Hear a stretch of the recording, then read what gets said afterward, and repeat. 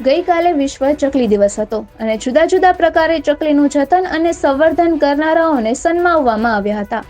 ત્યારે અગાઉ જેમનું 3 વખત સન્માન થઈ ચૂક્યું છે તેવા પોરબંદર નજીકના આંબારામા ગામે વર્ષ 2001થી ચકલી પ્રેમીએ પોતાની દુકાનમાં જ 200 જેટલી ચકલીઓને આશરો આપ્યો છે અને તેમની પાનની દુકાન ચકલીઓનું નિવાસસ્થાન બની ચૂક્યું છે।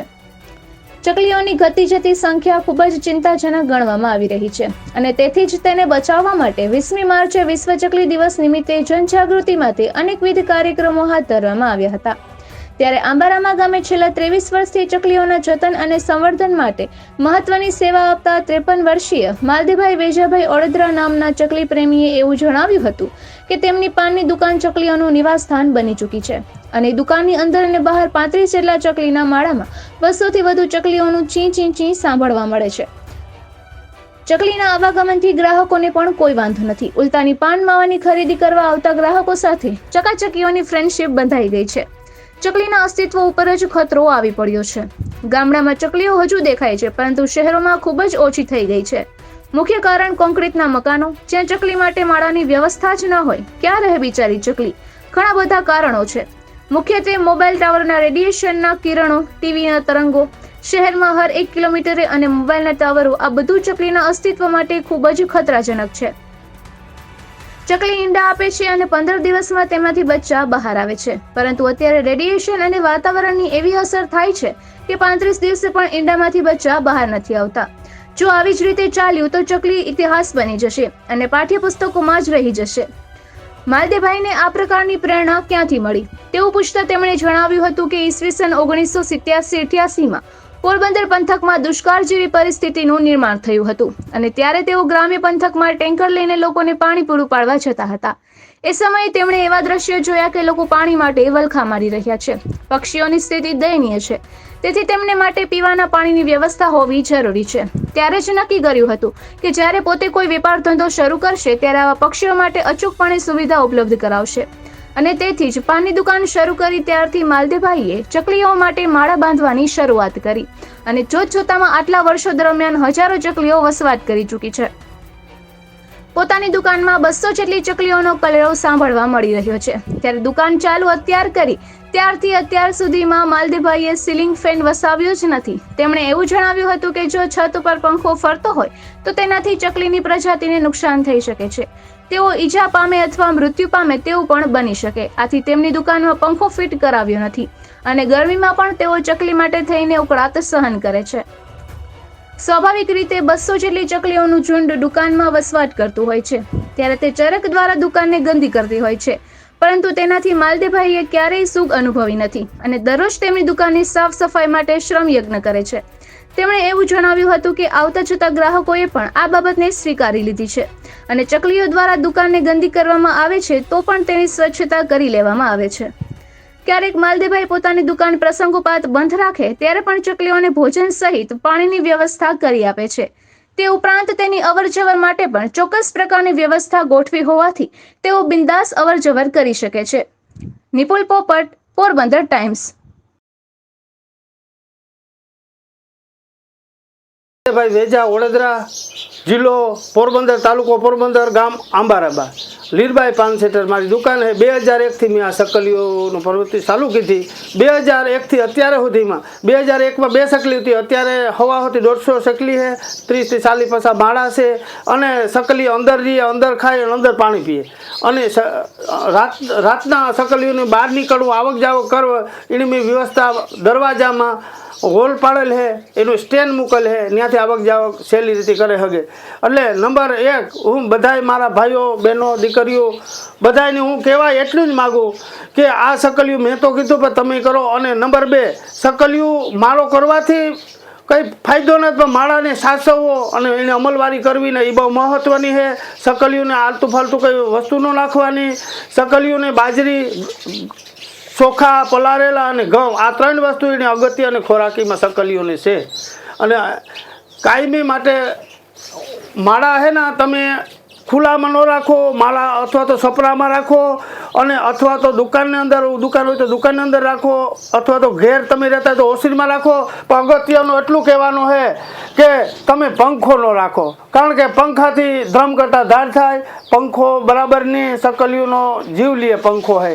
એટલે આ 2-3 વસ્તુની કાળજી રાખવાની છે. જય હિન્દ, જય ભારત, જય માતાજી.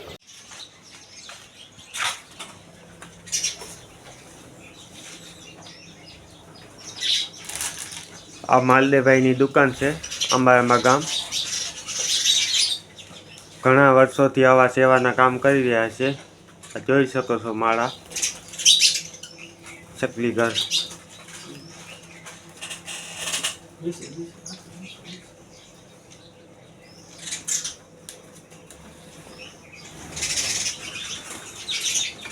આ માલદેવભાઈ પોતે. માલદેવભાઈ, તમે કેટલા વર્ષથી આ ચકલીને? સકલીને 2001થી 2 સકલી હતી, અટાણે હવા સકલી છે. દુકાનમાં માળા છે, બારોબાર છપરું બનાવે એમાં માળા છે 2001થી. દર વર્ષે વિશ્વ સકલી દિન હોય દિવસ, ત્યારે પોરબંદર કોલેજમાં અમારું સન્માન હોય. એ લોકો વિકાસ અધિકારી હોય, કલેક્ટર સાહેબ હોય, અન્ય જે પંખી અભયારણ્યના જે જોડાણ છે એવા બધા હોય, એ સન્માન કરે. ગુજરાત ગવર્મેન્ટ સર્ટિફિકેટ આપણે ક્યાંય જવું હોય પંખી સંગ્રહાલયમાં કે ક્યાંય પરમિશનનો જે આપણે ગવર્મેન્ટે પાસવર્ડ આપી દીધો. दाने दाने में लिखा है खाने वाले को नाम. અને આપણે સેવા કે કામ કરીએ ભાઈ, અને આપણું જોવે બીજા કરે આવા પંખી એવા ઓછા થતા જાય છે. જો એને ઉપર રહેવાનું, આ બધા એના ઘર છે, ઉપર રહેવાનું છે પાણીના કુંડિયામાં.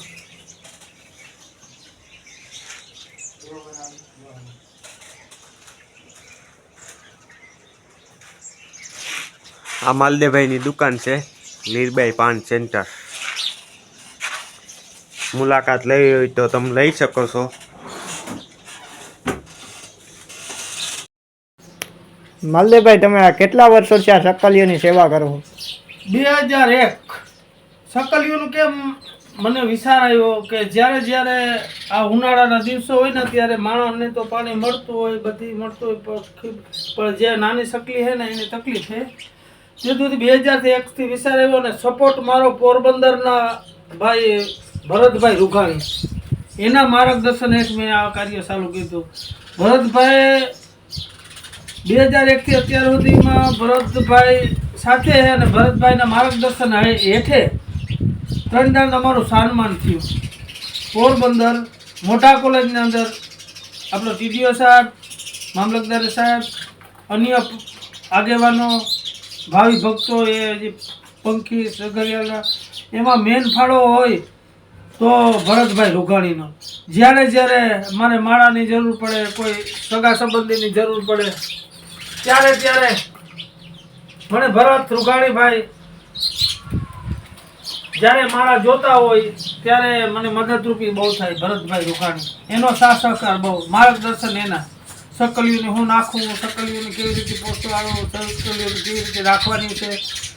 બારોબાર એક તો માળા ન હોવા જોઈએ, પછી સપ્રાઇટ માળા હોવા જોઈએ, શુદ્ધ પાણી પીવું જોઈએ, અને એને બીજું કોઈ બિસ્કુટ કે કોઈ પડીકાનો માલ ખવડાવવો ન જોઈએ.